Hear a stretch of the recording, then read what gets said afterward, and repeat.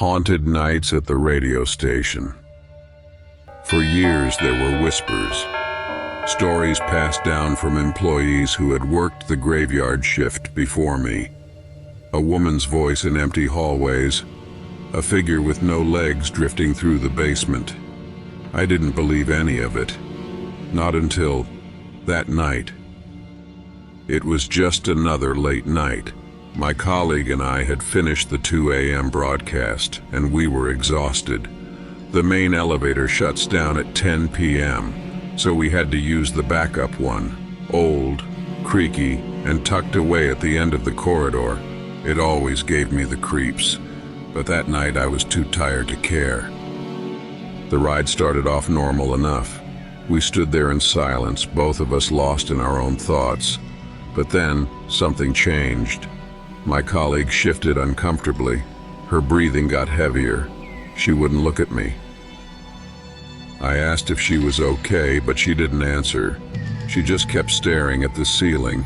I followed her gaze, but she quickly grabbed my arm and shook her head. I didn't understand what was happening, not yet. Later, she told me what she saw. A woman's head, pale and lifeless, staring down through the exhaust fan. Empty eyes locked on her, unblinking. She didn't dare speak or move, afraid that acknowledging it would make it worse. She practically dragged me out of the elevator.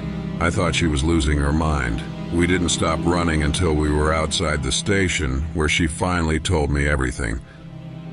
I didn't know what to say. I was in that elevator with her, and I never saw a thing.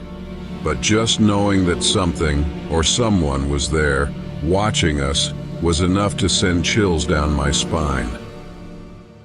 After that night, I couldn't shake the feeling that the station was alive. It wasn't just the elevator. Strange things started happening everywhere. One time, I swore I heard someone humming during a live broadcast. But when I checked the studio, it was empty. The sound stopped as soon as I walked in. But the scariest story, the one that still keeps me awake at night, it's about the man with no legs.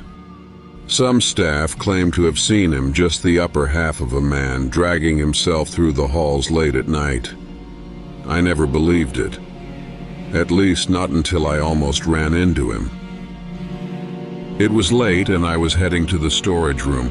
The lights were dim and my flashlight barely worked. That's when I heard it, the sound of something scraping against the floor. I turned the corner and froze.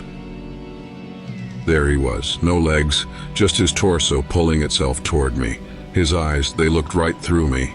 I didn't stick around to see what he wanted. I ran as fast as I could, not daring to look back. When I reached the top, I slammed the door shut and locked it. But even then, I swear I could still hear him on the other side.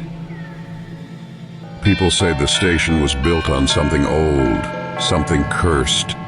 Maybe that's why these things happen. Or maybe it's just a collection of bad stories and overactive imaginations.